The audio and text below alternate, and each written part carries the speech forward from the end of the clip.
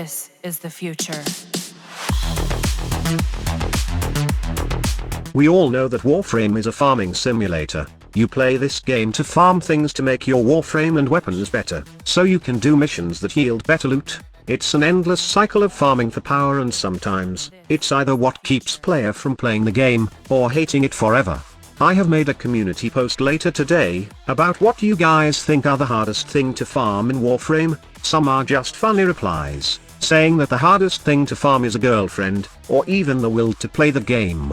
That's some good laugh, but in all seriousness, many of you guys said that one of the hardest things to farm in Warframe are the best arcanes. This includes Arcane Grace, Arcane Guardian, and the best among all, Arcane Energize. I will agree to this because it really takes some time to farm Arcane Energize, and there's no denying its worth right now in Warframe. It's universally used by players, and the most sought out loot in the game.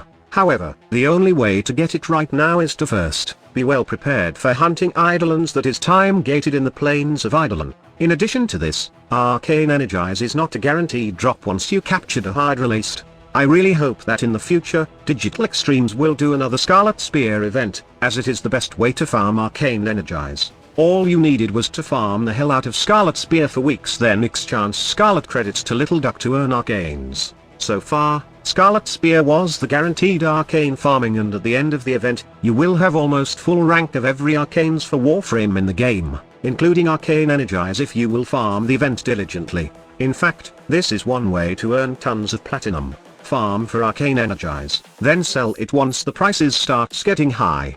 Another thing that I see most of the time in the comment was Former. For those who don't know, we have an event in the past which give us built Former. It was called Operation Plague Star. The way this works is that you farm operational standings from completing Plague Star bounty, and it was super easy even doing it solo with Titania. Farming it for weeks will reward you hundreds of built Former that you don't need to worry about having 200 Former in your mag anymore.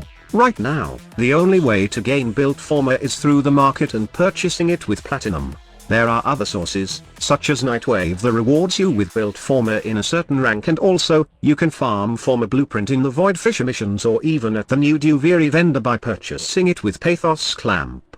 Some of you are saying that there are Warframes that are really hard to farm, such as the regular Nidus. There's also the regular Gauss, the parts for regular Harrow, and even some are saying that the Corn Bots, or the Necromechs, are really hard to farm. While I agree of this, but some are easily purchasable with platinum to skip the grind. You see, platinum will allow you to buy almost everything in Warframe, and the fact is, platinum can be acquired through farming prime parts and selling them to other players. During my newbie years, instead of farming for the Warframe, or even doing the quest, I just farm a lot of platinum and directly purchase them in the market. Things like these are really not hard to farm, but they consume a lot of time, and your patience will be tested sometimes because they are accompanied with RNG. Another thing is that most of the Warframe mentioned have Prime variants right now, and you can just simply wait for it when Prime Resurgence have the Warframe, or you can just purchase it from other players through Warframe.market. Take for example Ash.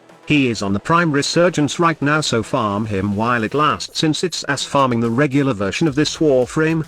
We also discussed in the past how hard to farm Braton and Lato Vandal. Both Braton Vandal and Lato Vandal parts can be acquired only in the Elite Sanctuary Onslaught, and the parts are scattered through each rotation, also polluted with other loot rewards, and then have a measly drop chance of 2%. In the past, it was not worth it farming these weapons because they are trash, but since they have received buffs from the Encarn and Genesis adapter, it is worth farming these weapons right now. The Braton Vandal may be a good option if you don't have the Braton Prime just yet, or just simply you like the stats better of the Braton Vandal, but there's always an option to farm the Prime variant. On the other hand, there's no way right now to purchase Lato Prime since it's a founder exclusive reward. If you have farming the Lato Vandal, then just buy it from other players, because I tried doing this farm, and I'm absolutely enraged about how crazy low the RNG of these weapons parts. Another worthless farm I did was farming Condition Overload in Ophelia in the past. Condition Overload was the best mod before Digital Extremes even changed status and lowered the damage bonus of this mod.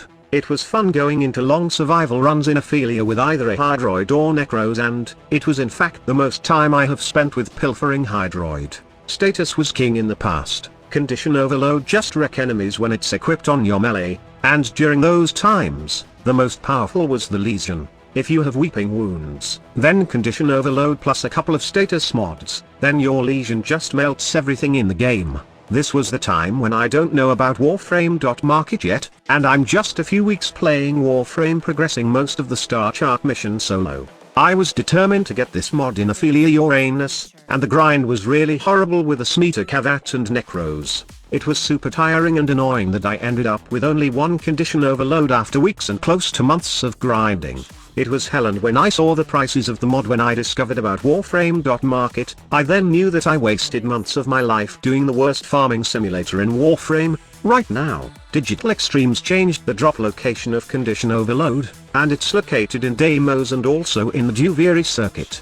It also has higher drop chance now, but my advice to you if you are a new player is just go into Warframe.market and purchase the goddamn mod. It's only 10 platinum or less and it saves you a lot of time. And then, there's the legendary core which upgrades any mods into max rank. I got almost 5k hours in Warframe, played for years, done a lot of sortie in the past, and then did some Archon hunts right now as it was also added in the loot pool, but still, I haven't got any legendary core. This loot for me is non-existent, and it's only awarded from sorties or Archon hunt upon completion of the third mission, at a very low 0.18% chance. The funny part is, players don't need a legendary core anymore since Steel Path, Railjack, or even the Vodyanoi Steel Path Sedna Arena can provide 40k endo in a couple of minutes grind, or just passively grind for endo in Steel Path or Railjack missions. It's hilarious that Digital Extremes still add legendary core in the loot table on Archon hunts. It's like they don't know that players have no endo problem in their game right now. It's crazy, but I think that's the way the game works. Now, I know that these are not the hardest things you have farmed in Warframe, so you can also share your experience on the hardest thing to farm that you have experienced. Let us discuss in the comment section below. Thank you so much for watching. Squad Leader signing off.